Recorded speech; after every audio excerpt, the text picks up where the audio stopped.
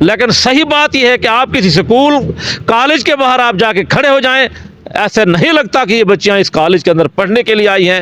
اہل پاکستانی ہو، شاید آپ کو میری بات بڑی ناگوار گزرے۔ بسم اللہ الرحمن الرحیم۔ وائس آف پبلک کے ساتھ آپ کا میزبان اصغر تھیم۔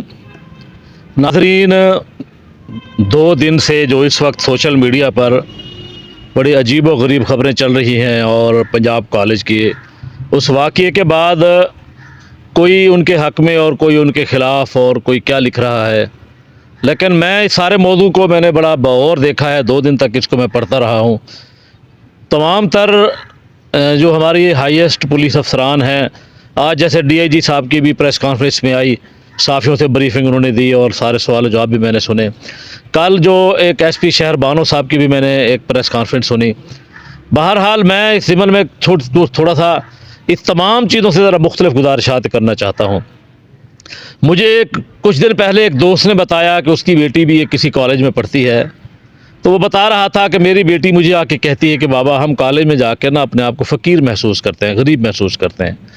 حالانکہ وہ اچھی چلو ایک ایلیٹ کلاس کا وہ نوجوان آدمی نہیں تھا، متوسط طبقے سے تھا، لیکن بہرحال اس کے بچے اچھا پہنتے، اچھے کھاتے، میں جانتا ہوں۔ لیکن وہ سب کے باوجود بھی وہ بچی کہتی ہے اپنے والد کو، بابا میں جب کالج میں یونیورسٹی میں جاتی ہوں تو میں اپنے آپ کو بہت غریب محسوس کرتی ہوں۔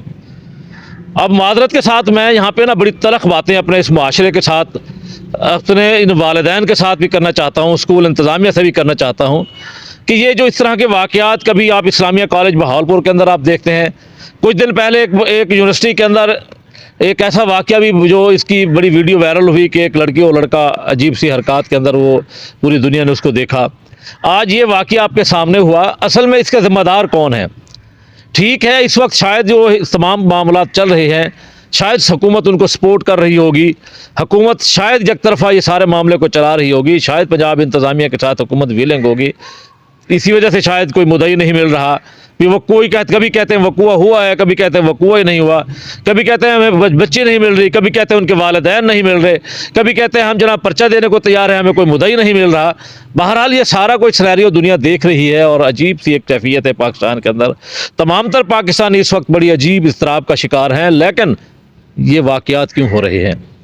میں معذرت کے ساتھ کہنا چاہتا ہوں کہ یہ مملکت خداداد پاکستان، یہ اسلامی ریاست ہے۔ خدا کے لیے یہ کو آف ایجوکیشن، جب تک آپ مخلوط معاشرہ، مخلوط تعلیم کو ختم نہیں کریں گے تو یہ معاملات ہوتے رہیں گے۔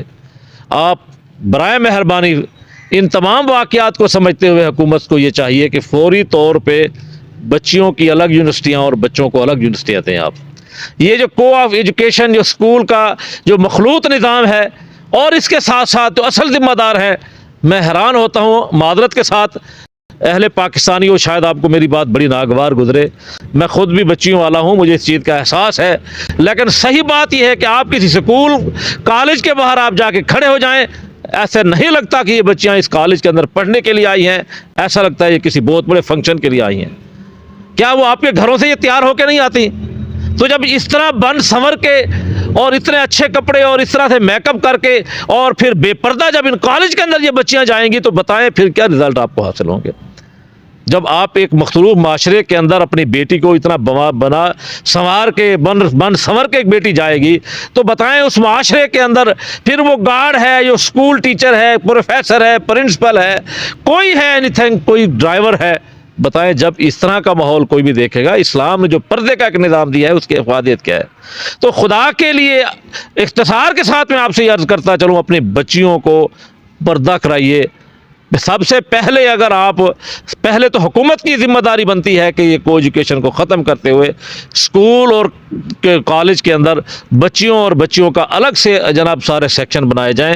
یہ جو اختلاف ہے، یعنی ربط ہے، ایک دوسرے کے ساتھ بیٹھنا ہے، ملنا جلنا ہے، ایک ہی کالج میں جانا، ایک ہی کالج میں آنا، اور پھر بے پردگی اور پھر اس طرح کا اچھے کپڑے پہن کے جانا اور اس طرح بن سنور کے جانا، خدا کے لیے یہ بعیدت قیاس قطع نہیں ہے کہ پھر ایسا ماحول اور اس طرح کے معاملات پیدا ہوں گے۔